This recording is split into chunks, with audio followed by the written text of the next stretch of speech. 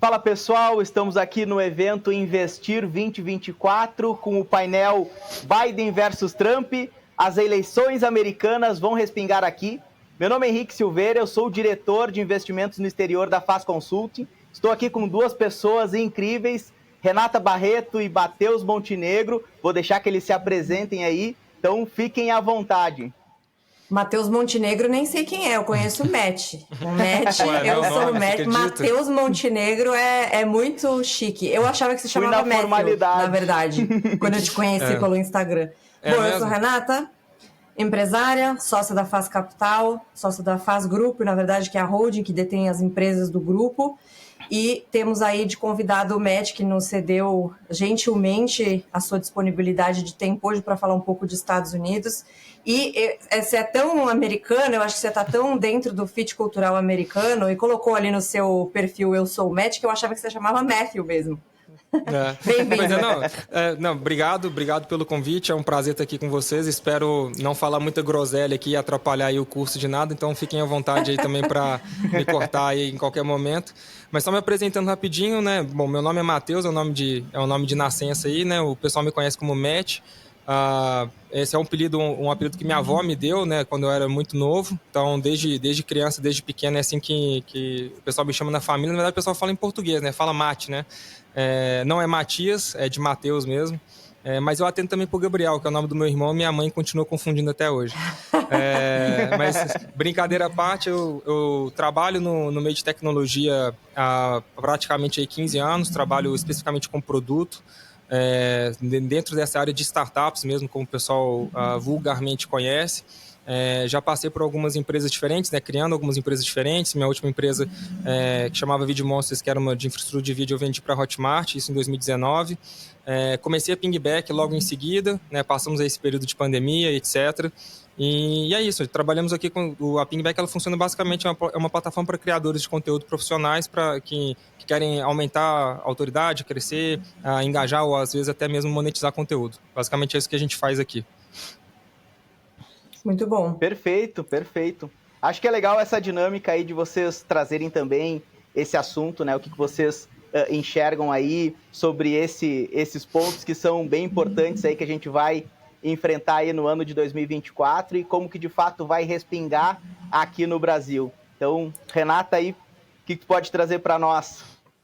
Então, é interessante isso, né? Porque tem muita gente no Brasil, acho que agora isso diminuiu um pouco, que sempre achou que eleição nos Estados Unidos é uma coisa muito distante, que não nos afeta em nada.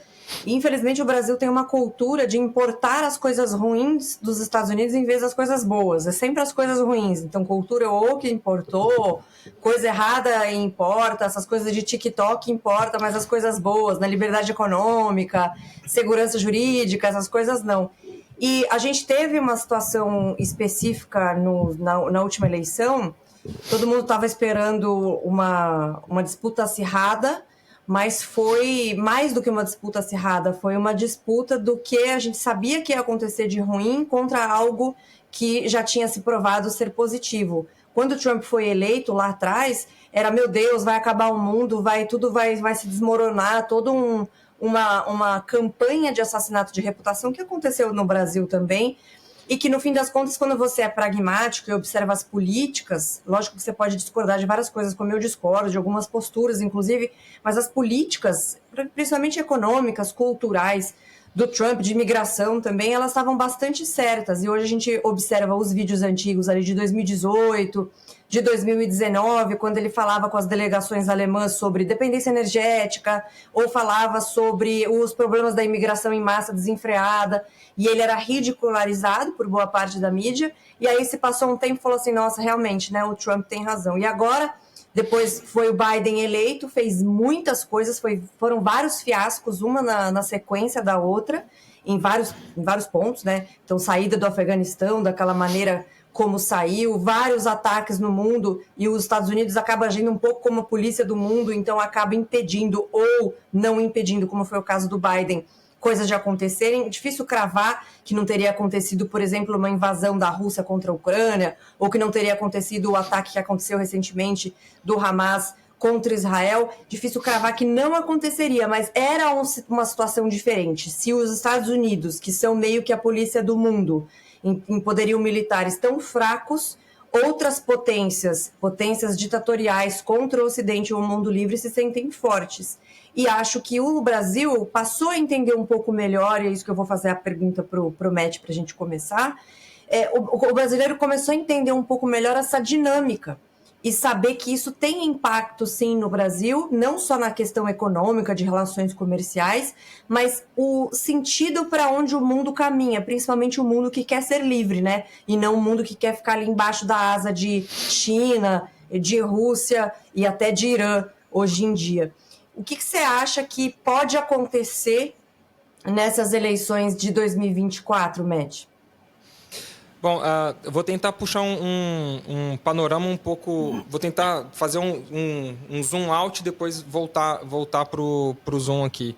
A gente tem uma incerteza, muito embora a gente tenha dois candidatos claros, até o Biden fez uma declaração, se eu não estou enganado, foi ontem mesmo, né, falando que se o Trump não tivesse se declarado candidato, ele provavelmente sequer concorreria às eleições no ano que vem. E ele só está fazendo isso, né, para, sei lá, ser o salvador da democracia ou qualquer coisa parecida do tipo. Então, a gente tem um cenário ainda de vamos dizer assim, uma certa, não vou dizer incerteza, né, mas assim, com algumas inseguranças, porque, por exemplo, tem investimentos, por exemplo, do George Soros, isso aqui não é nenhum terraplanismo, né, mas isso é um fato concreto, tentando derrubar o nome do Trump em cédulas em alguns estados, tem alguns movimentos nesse sentido, também tem movimento, né, persecutório para que ele não concorra às eleições, ou eventualmente não possa estar hábil, né, a concorrer, seja em alguns estados ou em todo o país ele não possa concorrer no ano que vem. Então ainda tem algumas questões nesse sentido. E isso com certeza traz um pouco de insegurança como um todo para a gente entender o que vai acontecer, né? Então, por exemplo, eu acho que é remota essa possibilidade, muito embora ela possa acontecer, mas se não o Trump, quem seria o candidato republicano? E respondendo isso, assim, respondendo de imediato, se você for pegar as principais pesquisas recentes, pesquisas confiáveis, pesquisas da grande mídia, confiáveis assim, pesquisas da grande mídia que têm confiança de uma grande parcela do eleitorado, essas pesquisas apontam que tanto o Trump está numericamente à frente do Biden nas prévias desse momento, sobretudo um candidato qualquer que seja republicano.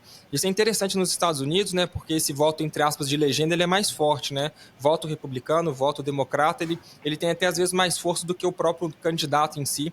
E aqui no Brasil a gente personifica muito o voto, né? O voto no Brasil ele tem uma característica mais populista sob essa perspectiva. Lá não, eles votam mais por agenda, etc. Eles têm uma cultura um pouco diferente nesse sentido.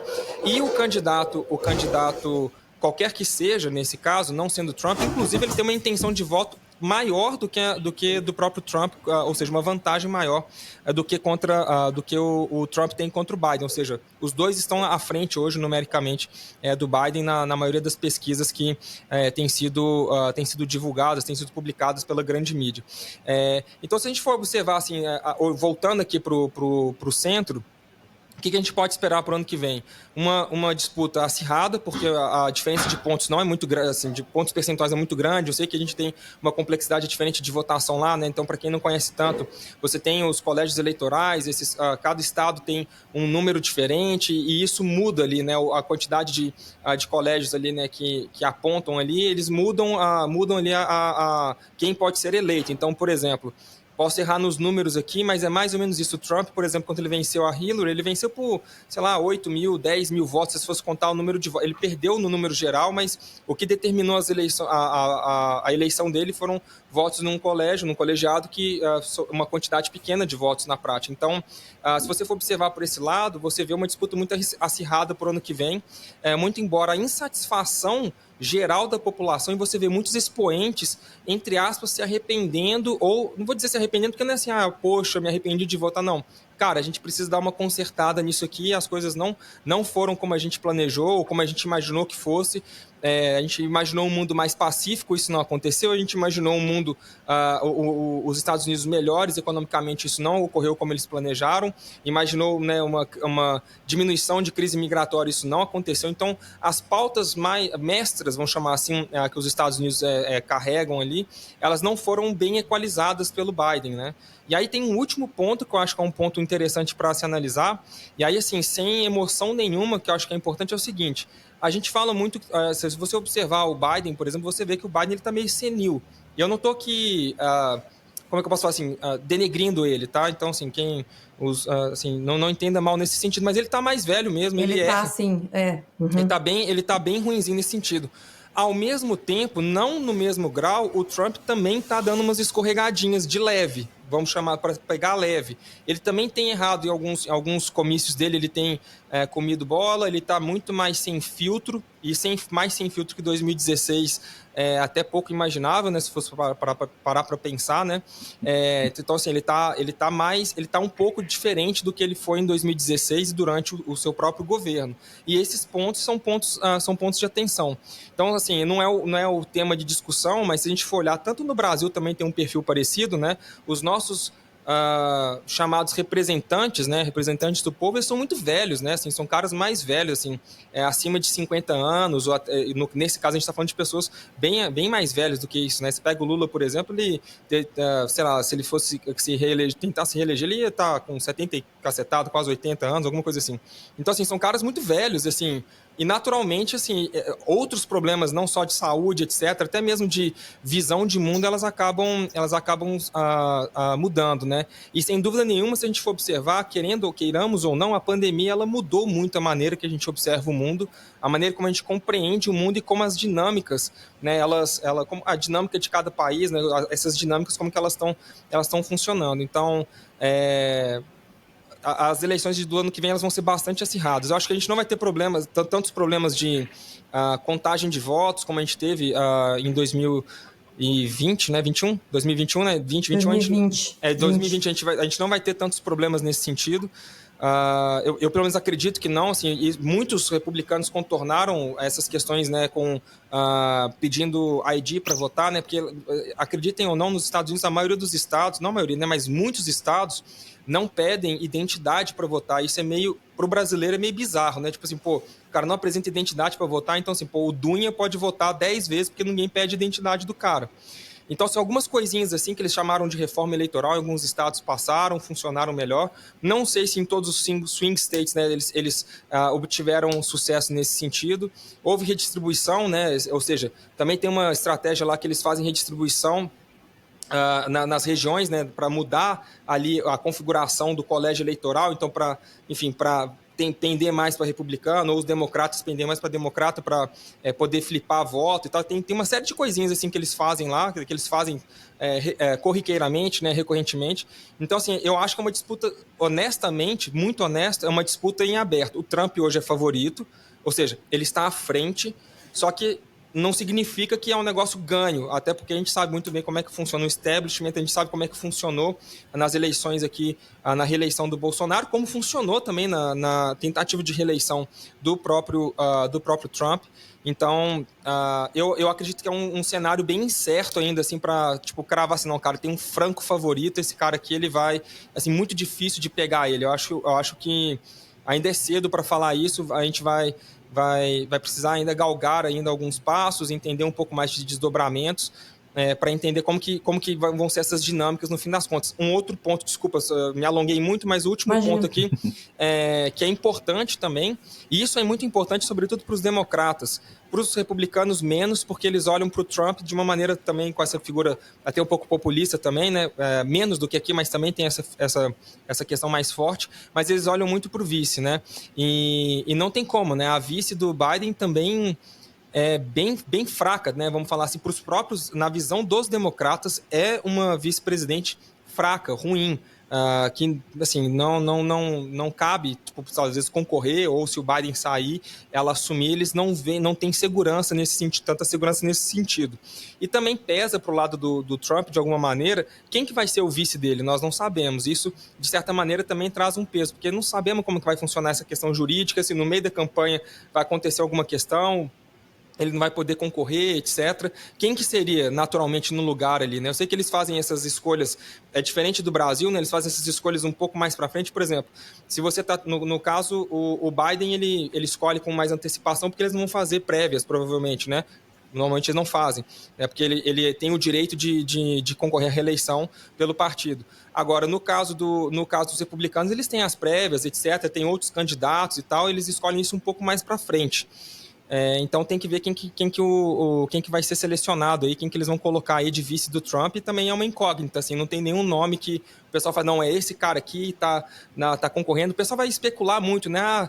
Às vezes vai ser o Tucker, né? O Tucker Carlson, que é um ex-âncora da Fox, né? Tem o seu programa independente agora e tudo mais, mas não tá claro, a gente não sabe quem que é, e isso também traz mais incertezas do que certezas para esse jogo político do que vai acontecer para o ano que vem. Tem muita coisa ainda em aberto e também, como você falou, não dá para cravar nada. Mas eu tô com um feeling, e obviamente que esse feeling não quer dizer nada na prática, mas o meu feeling é que o americano médio, mesmo aquele que tem um pouco de nojo do Trump, tem um pouco de repulsa, de achar que ele é um cara meio bufão e meio mal educado e tal, a impressão que eu tenho é que, como esticaram a corda demais para um lado extremista da coisa, porque, como o Matt falou agora há pouco, são dois partidos. Então, não é a mesma aquela maluquice que tem no Brasil, que tem um monte de micropartido e partido de não sei o quê. O partido não tem nenhuma ideologia de verdade, porque cabe tudo no partido. Então, você tem os partidos de centrão no Brasil, que, hora é esquerda, hora é direita, hora é não sei o que lá. Tudo depende do poder do cara, não tem nem nada especificado. Aqui nos Estados Unidos, você tem o Partido Republicano, que tende às ideias mais de direita, mas tem libertários, tem conservadores, tem liberais, e tem bastante briga entre eles em termos de quais práticas devem ser adotadas, quais políticas são corretas, mas ela tende mais para a direita. E tem os democratas, que tendem mais para a esquerda, mas você tem muita gente de centro ali no Partido Democrata, como você também tem de centro ali no Partido Republicano, que às vezes convergem em várias ideias, mas que tradicionalmente, por uma questão familiar ou da faculdade, acabou ficando filiado ao Partido Democrata, mas ele tem ideias similares, e até começou a acontecer algumas coisas que não aconteciam fazia tempo, que era essa mudança de partido, né? O pessoal saindo do Partido Democrata, indo para o Partido Republicano, porque não se sente mais representado pelo Partido Democrata, na minha visão, porque eles esticaram demais a corda, então foi demais para esse pessoal meio maluco, meio socialista, que nos Estados Unidos é um palavrão, hoje em dia não mais tanto, mas antigamente você fala socialismo, comunismo, é um negócio assim, como assim, né? Nos Estados Unidos isso acontecer, e isso acabou acontecendo e foi virando mais extremista, e extremista não só politicamente, economicamente, mas de liberdades civis, em relação a terrorismo. Recentemente vocês devem ter visto aí uns absurdos nas universidades e nas cidades americanas com manifestações pró-Hamas. Sim. E para o americano, que já sofreu muito ataque terrorista, que é o alvo principal desses grupos terroristas, que é sempre citado como um grande problema, o imperialista, o malvadão, o capitalista, não sei o que lá, como os Estados Unidos eles são esse hub de atenção negativa desses grupos extremistas, o terrorismo sempre foi, até hoje, um ponto de convergência nacional. Então, quando teve o ataque às Torres Gêmeas, você não ia ver ninguém na televisão falando, mas o Osama Bin Laden tinha um ponto, hein? Acho que ele podia estar certo ali no negócio. Não existe isso. É todo mundo unido, é contra terrorismo, matou americano, invadiu. Tem um patriotismo americano muito forte, que a gente no Brasil nem sabe o que é. Mas isso começou a mudar, tanto que nesse último ataque terrorista, lógico, não foi contra os Estados Unidos diretamente, foi contra Israel, que é um aliado muito grande dos Estados Unidos há muitos anos, mas ele tem por trás uma ideologia anti-americana. Agora as universidades têm manifestações a favor do Hamas, manifestações pedindo extermínio de Israel, manifestações pedindo extermínio de judeus. Teve uma sessão no Congresso, não sei se foi ontem ou anteontem, mas que foi absurda, com as presidentes de 4 universidades. MIT, não, 3. Harvard, MIT, teve mais uma que eu esqueci. E a Penn. Isso. São universidades Ivy League, né? E nenhuma respondeu as perguntas de maneira objetiva, né? Perguntado sim ou não sobre ferir o estatuto de todas essas universidades com relação a apregoar o genocídio dos judeus. Do povo judeu. Uhum. Nenhuma respondeu sim ou não, elas colocaram depende do contexto, etc. Só se fosse praticado, se fossem só palavras, isso não feria. E veja, nós não estamos falando das leis e Constituição Americana, nós estamos falando do estatuto dessas universidades. Né? Nós não vimos essa atitude deles, por exemplo, com relação a outras pautas, mas com relação a essa atitude permissiva é muito estranha. E só fazer um ponto dentro do que você falou e te devolvendo rapidamente, que acho que não pode passar batido. Foi necessário o TikTok fazer uma intervenção, isso é incrível, o TikTok chegou a fazer uma intervenção nos conteúdos publicados nos Estados Unidos de jovens fazendo leitura da carta do Bin Laden contra os Estados Unidos e afirmando, seja direto ou indiretamente, que o Bin Laden tinha razão.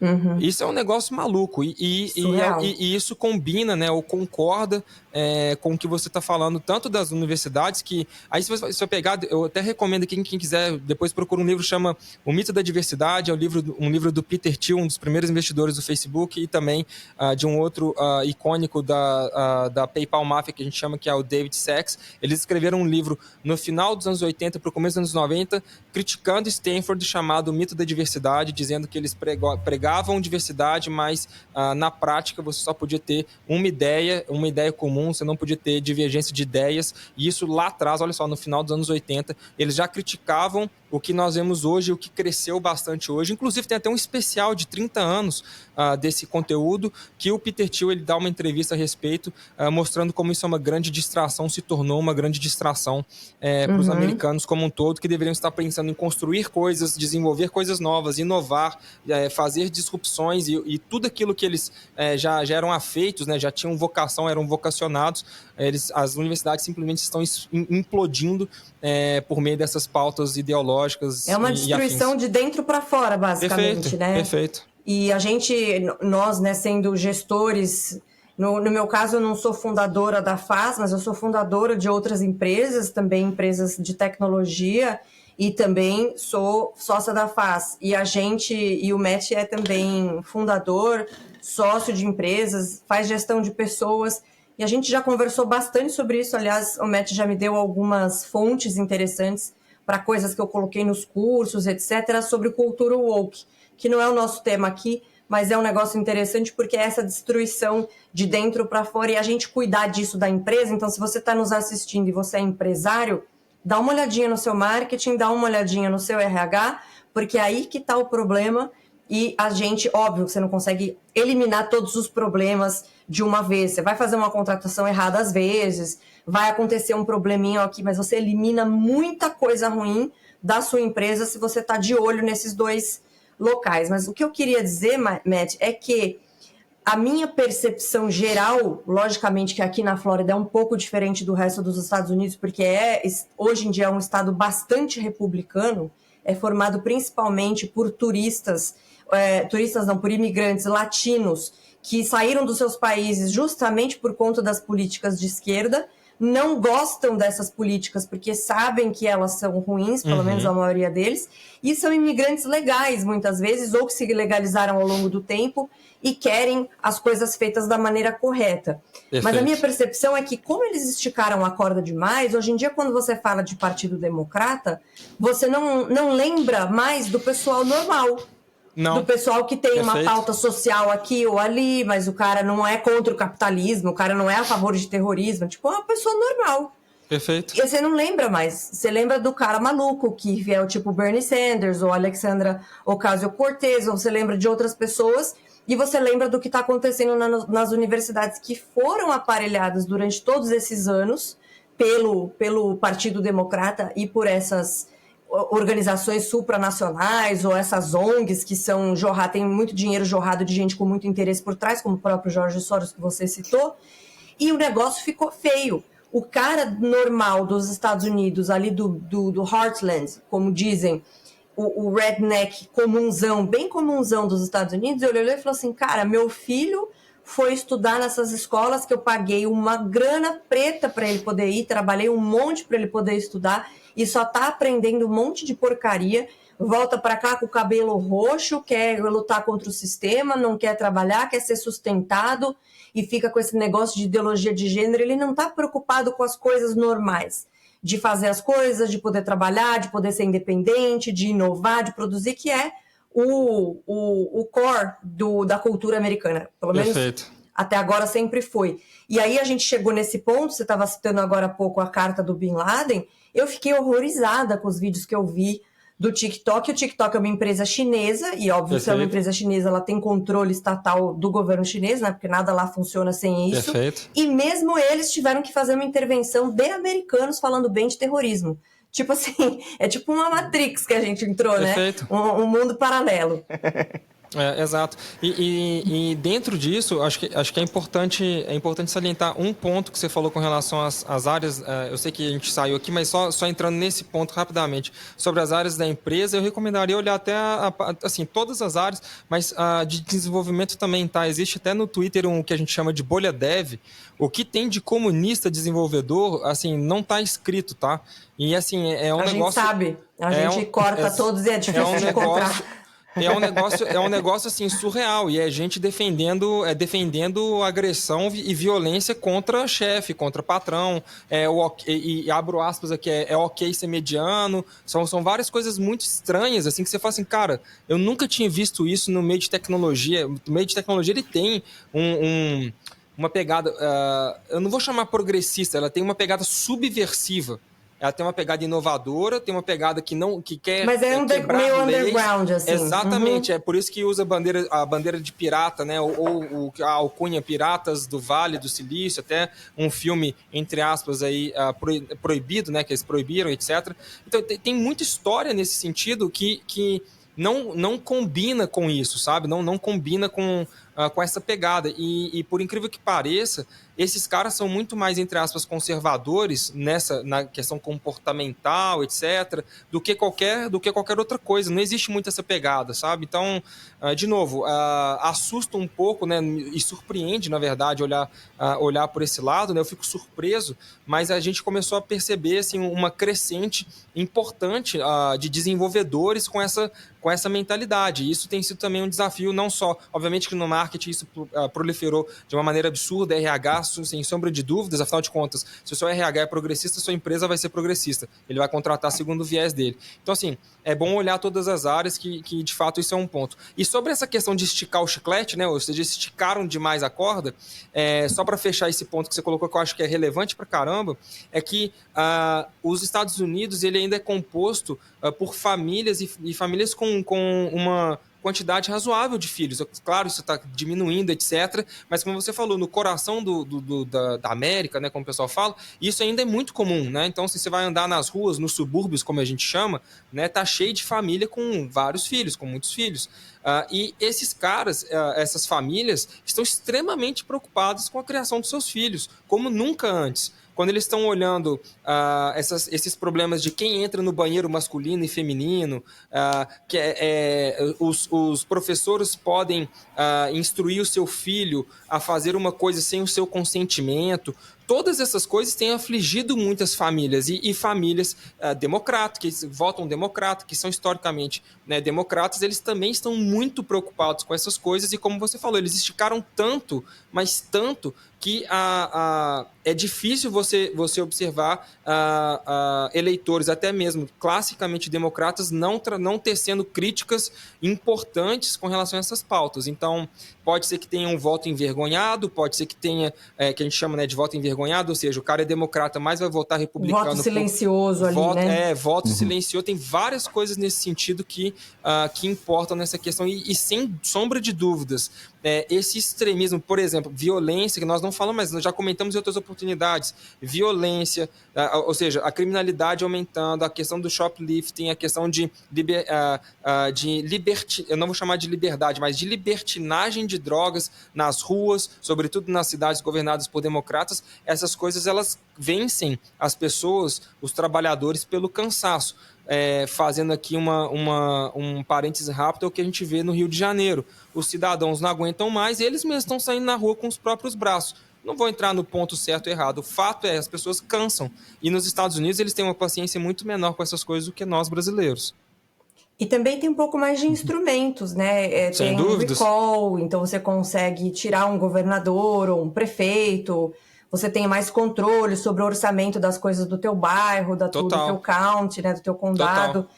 Então isso também ajuda, porque o que eu costumo dizer, as pessoas muito preocupadas com o que está acontecendo, o que aconteceu com a cultura americana na última década, principalmente, mas no ponto político e até mesmo cultural, eu acho mais fácil de fazer o resgate nos Estados Unidos por conta do seu sistema constitucional do que no Brasil, né? A gente falou disso no podcast uma vez, a gente estava falando sobre política de drogas, né? Sobre a nossa opinião sobre isso, sobre o referendo que passou na Califórnia, lá o Proposition 47, que permitiu com que shoplifting saíssem de felony, que é um crime, e passasse para misdemeanor, que é uma coisa, eu não sei a tradução exata de misdemeanor. Isso é delito?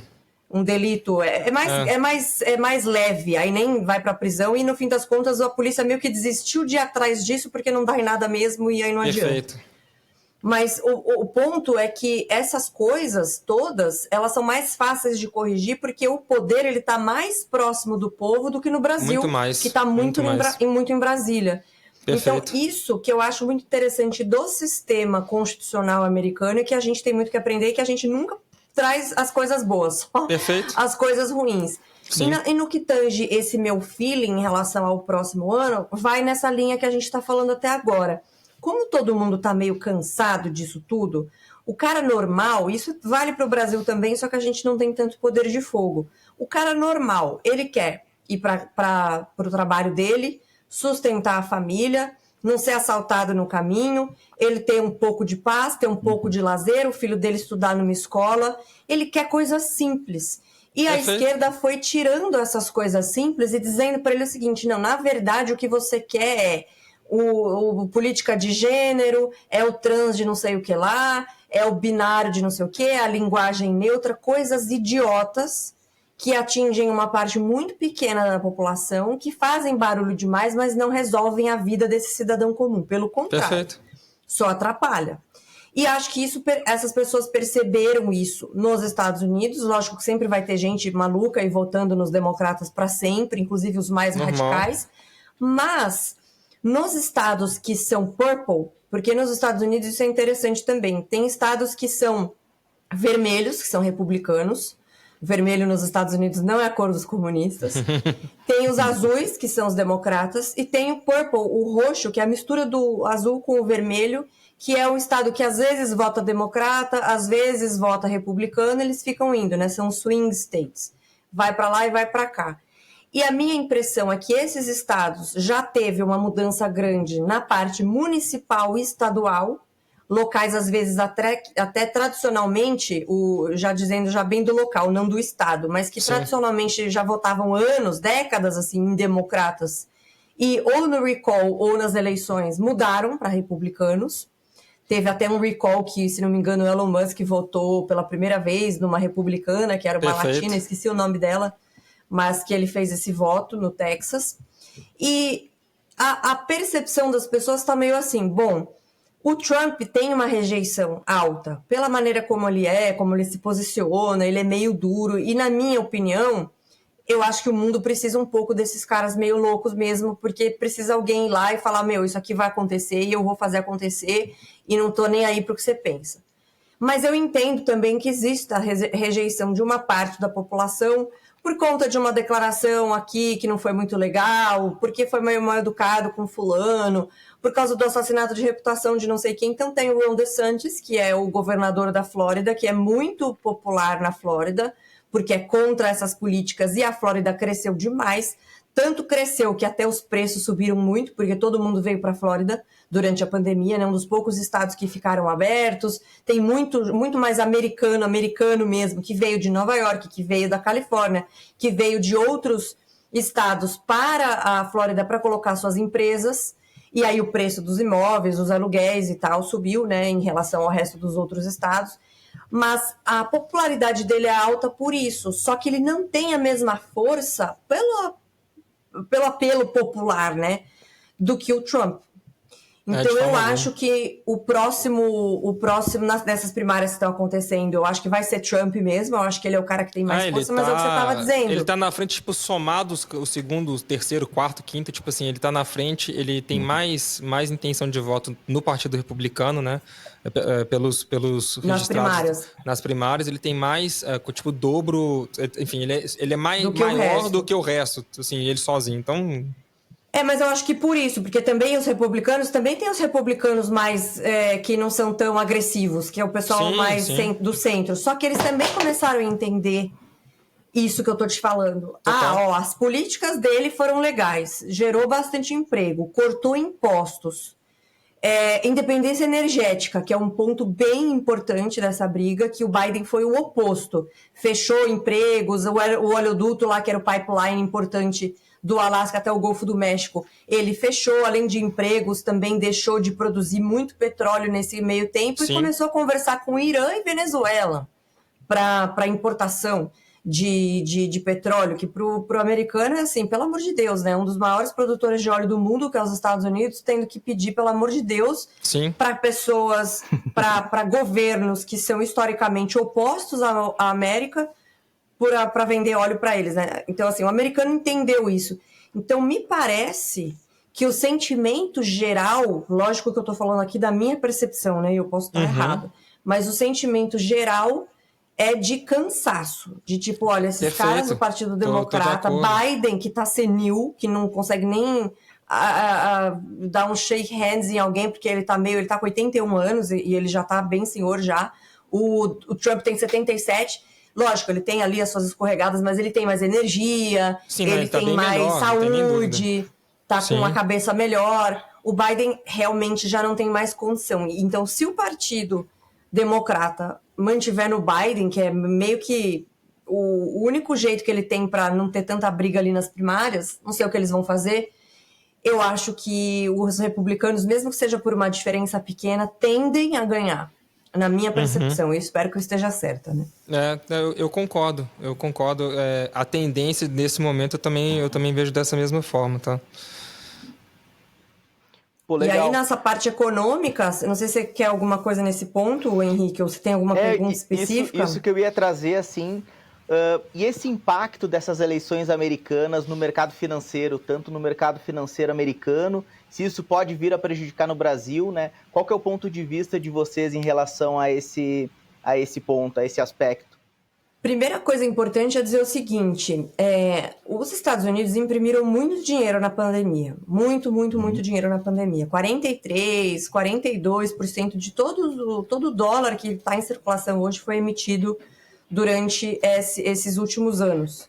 Então, é muito dinheiro impresso, isso gerou inflação, dentre outros pontos, e aí os juros americanos voltaram a subir, estando no maior patamar dos últimos 20 e poucos anos, né, 5% atualmente. Isso fez uma mudança muito grande na economia global, porque os Estados Unidos ele também tem esse poder de regulação da economia global, e quando os Estados Unidos está bem, os juros estão mais altos, existe um movimento natural que chama flight to quality, é um voo para a qualidade. As pessoas tiram dinheiro de locais com mais risco e jogam para os Estados Unidos, que é considerado com menos risco. Isso significa que os Estados Unidos não tem risco nenhum, tem risco zero, isso não existe risco nenhum. Tem muita gente que usa, né, essa palavra, isso é muito comum no mercado financeiro, risk-free, mas isso é uma enganação, não existe risk-free. Só que os Estados Unidos eles têm uma capacidade e um tamanho de economia, e também são a reserva internacional de valor do mundo, né? O dólar americano é a maior parte das dívidas dos governos, é a maior parte das reservas internacionais de valor dos governos, então ele tem esse benefício em relação a outras economias globais. Então, durante a pandemia, imprimindo muito dinheiro, fazendo juros voltar para 5%, e assim, vamos combinar que ficou muito tempo artificial, né, com aquele quantitative easing, mandando dinheiro também para ajudar a economia a ser impulsionada, muito artificialismo, podemos dizer assim, na economia americana, e agora eles estão tendo que recuperar. Os republicanos também gastaram bastante dinheiro, também tiveram que fazer isso, principalmente por causa da pandemia, mas eles têm uma visão, principalmente economia por meio das políticas do Trump, mais liberais do que os democratas. no sentido Perfeito. vamos lembrar, gente, liberal em inglês não é liberal que a gente usa em português. Tem muita gente que me pergunta isso, tá? Liberal é esquerdista, é o cara que vota nos democratas e é aquele cara que é mais chorão mesmo, mais ofendido e tal, eles chamam, né? E eles se apropriaram da palavra, na verdade. Eles se apropriaram da palavra, só que daí as pessoas ficam confusas às vezes. Fala, pô, mas eu tô lendo uma notícia em inglês e tá falando liberals não é liberais, né? A gente fala nos Estados Unidos libertarian, embora não seja a mesma coisa, liberal e libertário, mas acabou se tornando sinônimo mais para colocar essas pessoas do lado do mercado livre, tá? Da parte de quem quer reformas liberalizantes. Então, os republicanos, eles têm mais essa cabeça, que foi o que o Trump fez. Vamos cortar imposto, vamos ajudar as pessoas a trazerem as empresas de volta para cá, a gerar mais emprego dentro dos Estados Unidos. Ele também tinha apesar de ele ter a cabeça mais liberalizante, eu fui entender isso depois, porque no começo eu achava ruim, mas depois eu fui entender, que geopoliticamente ele também tem a cabeça muito no lugar. Então, vou falar grosso com a China. Inicialmente, como liberal, eu quero o mercado livre para todo lado. Só que não dá para você falar com a China do mesmo jeito que você fala com outros países da Europa, por exemplo. Não é a mesma coisa. Então, ele começou a colocar algumas taxas em cima ou tentar fazer com que a China não fosse desleal nessa concorrência. E eu comecei a entender os motivos dele por fazer isso, inclusive também da parte de roubo de propriedade intelectual, que é muito comum, infelizmente. Bastante. Muito Elon Musk, comum, né? Várias empresas diferentes reclamam. O Elon Musk, por exemplo, é um grande crítico nesse sentido, falando que uma parte importante de propriedade intelectual da Tesla foi roubada por empresas que, inclusive, estão no Brasil hoje muito fortes, né, na parte de carro elétrico, etc.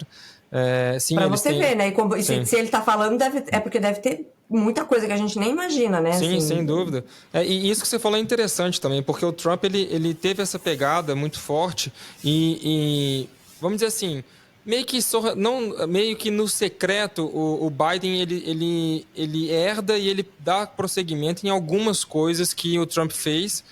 E que o Biden falou em campanha que não faria, né?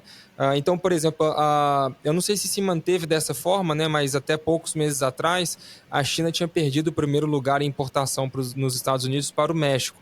Assim, não vou entrar na questão de que as fábricas que no México que estão produzindo para os Estados Unidos talvez sejam de propriedade chinesa, mas de qualquer maneira houve uma mudança nesse sentido. Então, por mais que o discurso do Biden tenha sido outro, a prática dele tem sido, nesse assunto específico, tem sido, ou até pouco tempo estava semelhante à do Trump, mas obviamente sem todos os efeitos que a gente tinha quando o Trump, como você falou, ele tinha um poder de negociação muito mais absurdo, né? Muito mais efetivo, né? Assim, bem sucedido para os Estados Unidos do que o Biden, isso sem sombra de dúvidas, né? Então, até sobre isso é interessante, né? Que é até paradoxal sob esse ponto de vista, e eu não sei porque os democratas eles adoram uma guerra, né? Mas, por exemplo, você vai pegar quem foi um dos maiores beneficiados em termos de combustível ou em termos de energia, ou exportação de energia para a Europa com a guerra na Ucrânia. Eu estava vendo aqui agora, tipo, o crescimento de venda de petróleo, né, de óleo, né, dos Estados Unidos para a Europa cresceu para caramba. Então, o grande vencedor nesse sentido, o grande beneficiado foi os Estados Unidos. Então, tem uns interesses estranhos que, como a gente já vinha falando aqui, os próprios americanos, eles falam assim, cara, chega, não aguento mais guerra, não quero mais financiar outra guerra, um monte de dinheiro, né, de financiamento para a guerra na Ucrânia, não vou entrar no mérito, poxa, mas a Rússia e tal, ok, mas o fato é, dinheiro que era para estar fazendo infraestrutura, que era para estar pressionando a inflação para baixo nos Estados Unidos e afins e outras coisas do tipo, eles estão fazendo uma política completamente diferente e isso contribui para essa fadiga que os americanos vêm sentindo com o Biden de maneira geral.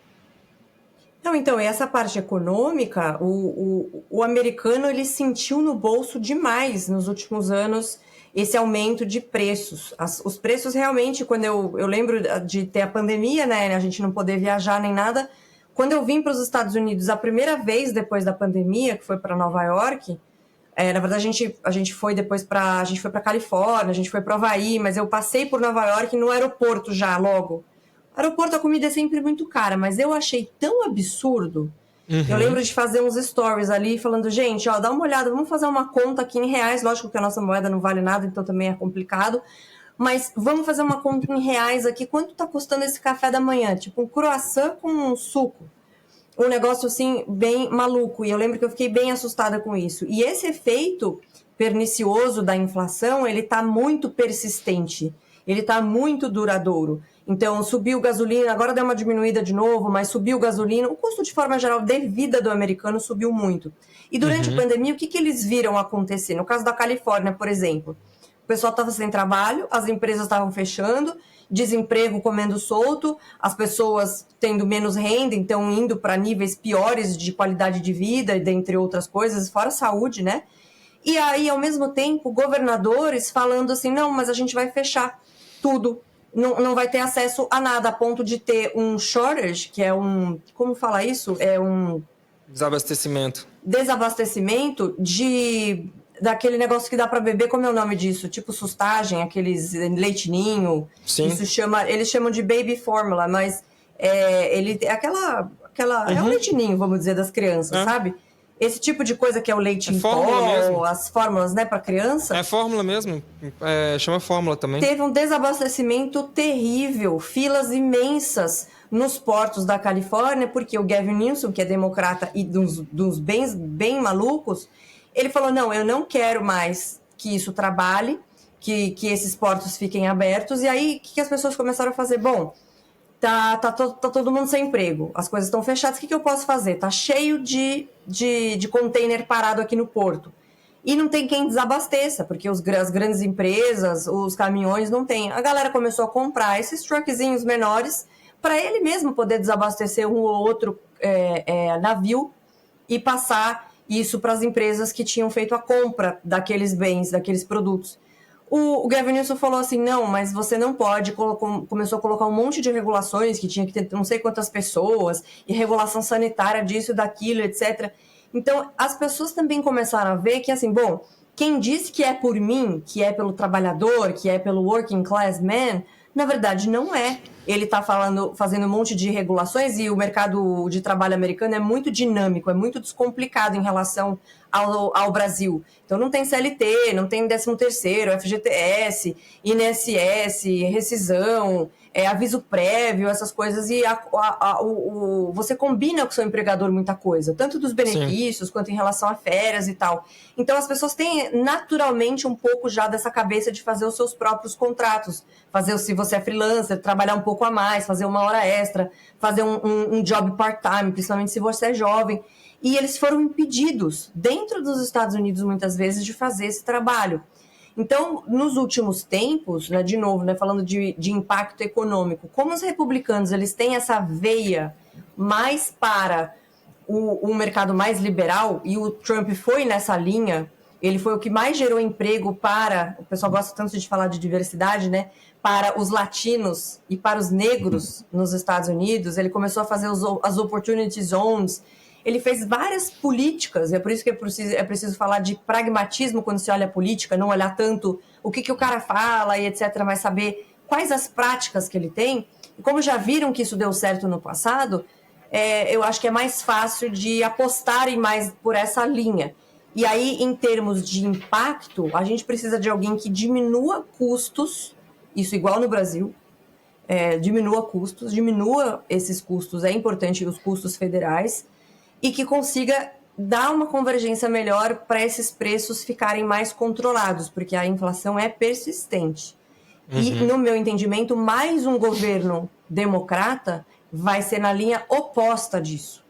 Vão continuar dobrando a aposta. Isso é muito ruim para os Estados Unidos e para o resto do mundo. Agora, se os republicanos também vão ter essa cabeça, Matt, porque político gosta de gastar, né? A verdade é essa, né? Eu concordo. Assim, fechando esse ponto específico, por exemplo, aqui no Brasil, quando o Lula assumiu, ele tinha um folclore na cabeça, eu imagino, né? Eu aqui conjecturando, eu imagino que seja dessa forma mesmo, que ele teria um cap, né, um teto tão alto quanto ele teve em 2003, ou talvez na sua reeleição, né, que se não fosse Fernando Henrique, ele nem teria sido reeleito, né? Ele teria talvez até ter sido cassado, sofrido impeachment, etc. Mas, de qualquer maneira, ele tinha um teto muito maior para manobrar gastos extremamente gordos. O Brasil hoje, ele não, muito, né, assim, muito machucado de pandemia e também de tudo que a gente passou nessa crise aí no começo, depois dos 2010, né, lá para 2014, 15, 16, depois a pandemia, etc. A gente tem muito menos margem para manobrar, né, muito menos.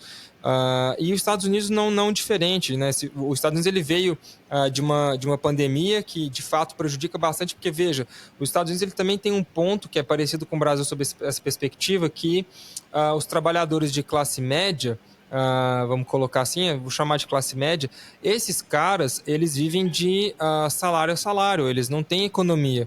Então, quando foi fechado, quando eles fecharam a economia nos Estados Unidos, né, fecharam tudo, etc., ainda que tivesse aquele subsídio, ele ainda era muito pouco para o padrão, né, da classe trabalhadora, né, porque falar classe trabalhadora parece que a gente está falando alguma coisa meio de esquerda, né, mas é o nome que se dá, né, mas assim, a classe trabalhadora americana, normal, a faixa de trabalhadores do cotidiano, não dava conta de sobreviver com o subsídio que era fornecido, né. Esse subsídio, inclusive, ele foi persistente, né, ele continuou mesmo muito tempo depois da pandemia, acho que agora ele já findou de fato, né, e isso traz também um impacto na economia. Por um lado, em tese deveria ser positivo porque tira, né, ele drena dólar do mercado, né, então diminui, para de ficar imprimindo dinheiro, diminui um pouquinho, reduz e deveria pressionar a inflação para baixo, mas aí você tem outros problemas, né, que aí exatamente o que você está falando, Renata, porque entra, por exemplo, contratação recorde de funcionário público, então isso maqueia dados de trabalho, né, dados, né, de pessoas empregadas,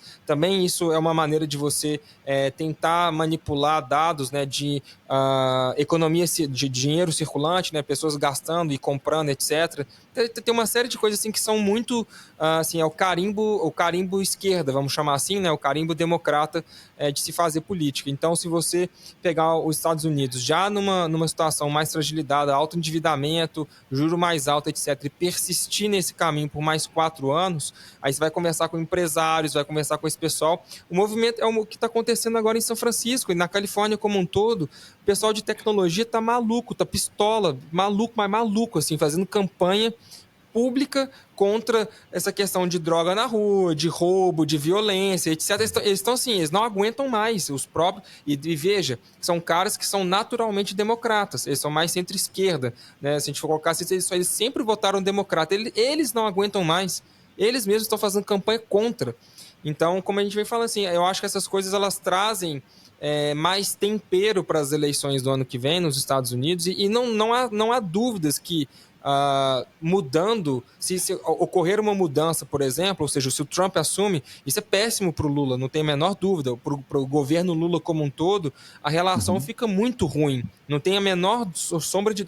Com o Biden já não é essas coisas, porque eu, né, nem preciso falar as pisadas, como é que é? As derrapadas, os escorregões. Pisada no tomate.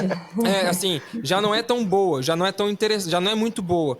Com o Trump, ela vai deteriorar mais ainda nesse sentido. Então, existe um isolamento que é ruim nessa altura do campeonato. Ô, Matt, só fazendo um parênteses sobre claro, esse ponto aí do Lula, bem rapidamente, o Lula está se aliando com coisas muito ruins, que para os Estados Unidos, historicamente, democrata ou republicano, não é bem visto. Perfeito. Então, você está aliado ali com o Irã, e colocar esse pessoal nos BRICS, as declarações em relação a comparar a Hamas com Israel... Isso mesmo para um democrata, lógico que o democrata tradicional, ele é diferente desse democrata bem louco que esticou a corda, como eu falei. Mas mesmo para um democrata, o que o Lula fala e a maneira como ele se posiciona frente aos Estados Unidos e o resto do mundo não pega bem.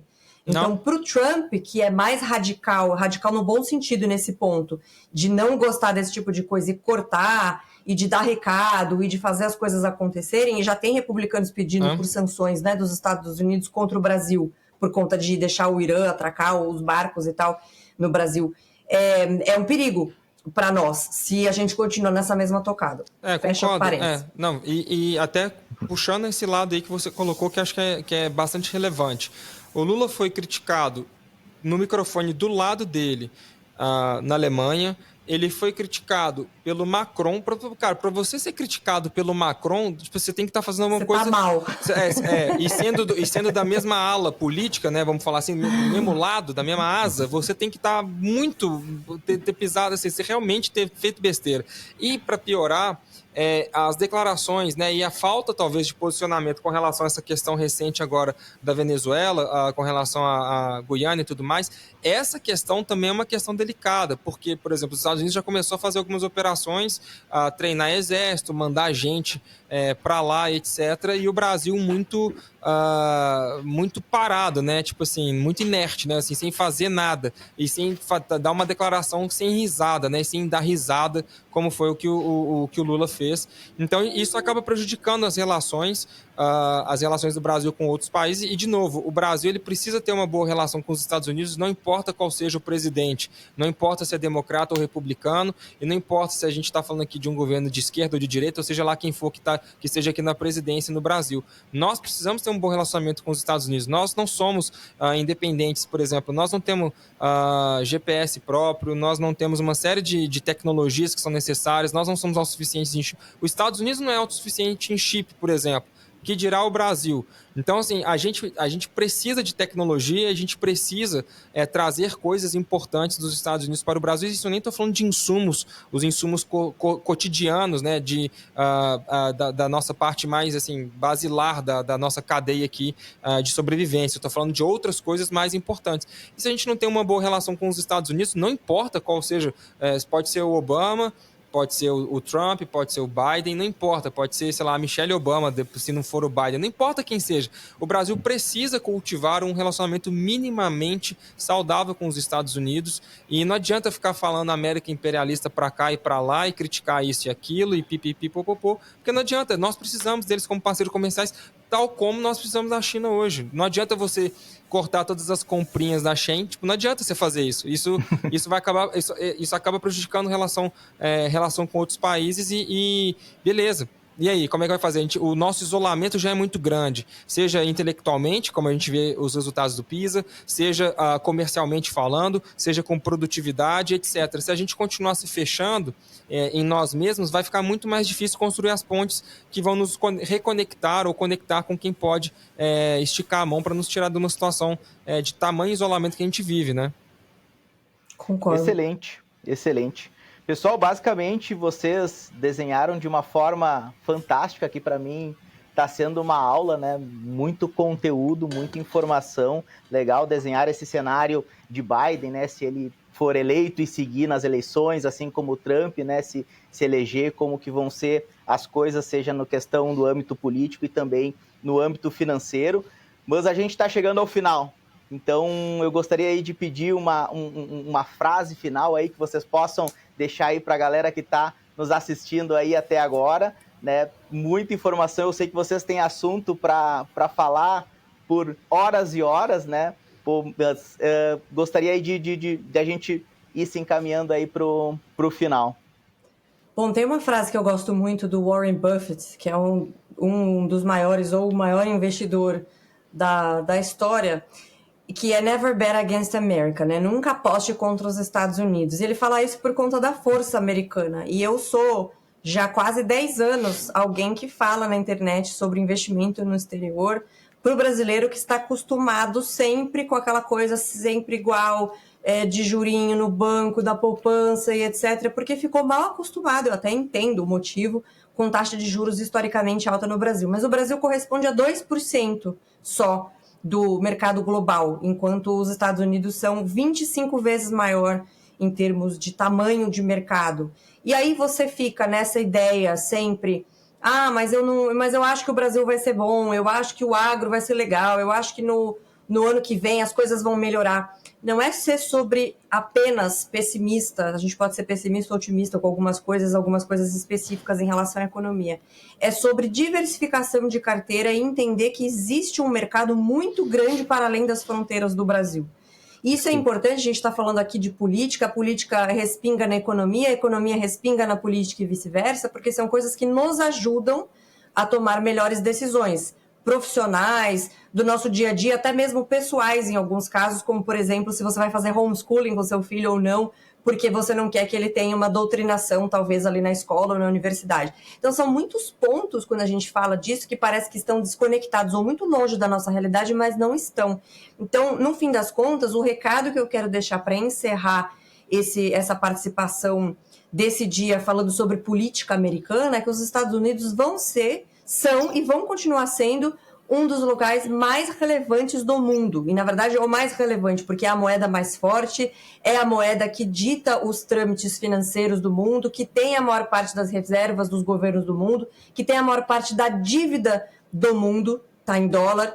Então, se você até agora não entendeu necessidade de diversificação por questão de segurança jurídica, de uma jurisdição mais forte, uma moeda mais forte, diversificação de ativos, então você pode investir em empresas brasileiras que são boas também, muitas empresas muito boas, mas tem empresas brasileiras que, por exemplo, não têm ação na Bolsa Brasileira, tem ação em Bolsa Americana, nunca abriu capital no Brasil, abriu capital fora, como é o caso da XP, como é o caso do Nubank, como é o caso de várias outras empresas brasileiras.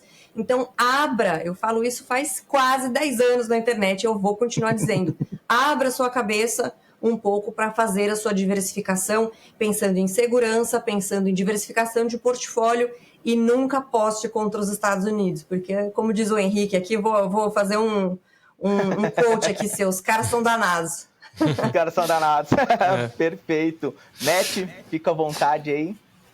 Eu concordo, e é impressionante a resiliência dos Estados Unidos como um todo, né? Você pode ver assim, não importa, se você não é o cara maior fã do Biden, ou se você não é o maior fã do Trump, como que os Estados Unidos é resiliente, não importando quem esteja à frente, claro, tem os seus desafios, etc., mas como é um país resiliente, né? Tem os seus mecanismos, eles funcionam nesse sentido. E quando eu olho para todas as situações que a gente fala, etc., é engraçado, é curioso, né, como a gente vive momentos assim, são quase como que cíclicos mesmo, né? A gente vai vivendo e revivendo situações, talvez a gente não tenha vivido, mas outras pessoas no passado recente tenham vivido antes da gente, e a gente às vezes demora para entender o que essas pessoas viveram, o que elas tiveram que enfrentar e o que elas tiveram que vencer, e a gente acha que a gente vai fazer diferente, que a gente vai ser diferente, né? Então, o que eu quero dizer com isso na prática, trazendo aqui para a realidade? A gente tem um problema, nós como seres humanos temos um problema, a gente aposta muito que se a gente eleger o fulano e o beltrano, tudo vai mudar e a gente vai viver o mundo dos ursinhos carinhosos, tudo vai prosperar e tá tudo bem, e tá tudo resolvido. Não é assim, não existe nenhum atalho. A gente chega na placa do atalho e descobre que o atalho não existe. Existe só o caminho duro e difícil que nós temos que aprender, né, a percorrer esse caminho e sermos resilientes nesse caminho. Não importa se o vento está a favor ou se o vento está contra. O que importa é que você continue guiando o seu barco para o destino que você apontou para esse barquinho. Pode ser sua família, pode ser o seu negócio, pode ser o seu trabalho, etc. E falando sobre isso, né, apontando para isso, não tem como, se você não alicerçar a sua casa, ou o que você está construindo em algo que de fato dê para você alicerçar, você vai construir as suas coisas em algo que é instável, é literalmente instável. Então, assim, o Brasil é um país instável. O Brasil, ele flutua demais, ele sobe e desce e muda. Assim, o passado do Brasil não é certo. E isso é uma frase triste, mas é verdade. Nem o passado no Brasil é certo. Então, tendo em vista isso, o que eu tenho que fazer? Eu preciso proteger aquilo que eu tenho. Então, eu tenho que proteger meu patrimônio. Não apenas construir e vencer, independentemente de quem esteja no governo, aqui ou lá, ou qualquer lugar que seja, eu preciso proteger aquilo que eu tenho. E a melhor forma de você proteger é procurar os lugares com maior segurança. Ou seja, nós estamos falando que os Estados Unidos, por mais que tenham seus problemas, não seja de longe o lugar perfeito e cor-de-rosa, ele não é isso, sem dúvida nenhuma, mas é um fato objetivo que você consegue encontrar segurança ao diversificar seus investimentos. Você consegue trazer mais segurança para o seu patrimônio, para a sua empresa, para o futuro da sua família. Eu tenho 2 filhos, eu quero um futuro melhor para eles, e eu garanto para vocês que uma coisa que eu não tenho feito é apostado na insegurança e instabilidade do Brasil. Pelo contrário, eu vejo isso, me preparo melhor, e como meu pai costuma falar, que a gente não seja aquelas pessoas que vão para a guerra de maneira desavisada, andando ali no fronte sem capacete. põe seu capacete aí. E uma das presilhas que você tem no capacete é diversificar. É diversificar investimento, é trazer segurança e estar atento para essas coisas. Senão, amanhã, né, hoje bloqueia esse, amanhã é aquele outro, aí muda o imposto, aí taxa não sei o que, aí herança muda não sei o que lá, aí você já viu. Aí vai te complicando e aí você ficou preso aqui, você não vai mais conseguir proteger aquilo que você construiu com tanto afinco, né? Você acaba perdendo isso ou deixando isso preso porque você não teve essa atenção. Perfeito. Pegando um gancho um pouquinho de cada um, né? Se hoje o Brasil representa 2% da economia do mundo e os brasileiros deixam 100% do seu recurso aqui no Brasil, tem alguma coisa errada, né? Então, é engraçado. Mas quero agradecer a presença aí de todos no nosso evento, né? A gente preparou tudo com muito carinho, né? Vocês, dois monstros aqui, trouxeram muito conteúdo, que eu vou acompanhar cada vez mais isso. E agradeço. Então, um agradecimento especial aí a vocês, Renata, Matt, muito obrigado. E estamos chegando ao fim. Valeu, obrigado, pessoal. Eu que agradeço, Matt, pela gentileza de ter vindo aqui fazer o nosso evento da FAS. Sempre contribui bastante, gosto muito de trocar ideias com ele. Espero ele logo, logo nos Estados Unidos também, que ele, como eu, apesar dos pesares, apesar de não ser um lugar perfeito, porque isso não existe, a América ainda é a América. Obrigada, Matt. Obrigada, Henrique. Obrigado, beijo gente. Valeu, obrigado. Obrigado pelo convite, pessoal. Abraços. Sempre um prazer muito grande. Valeu. Sigam nossas redes sociais, @FazCapital.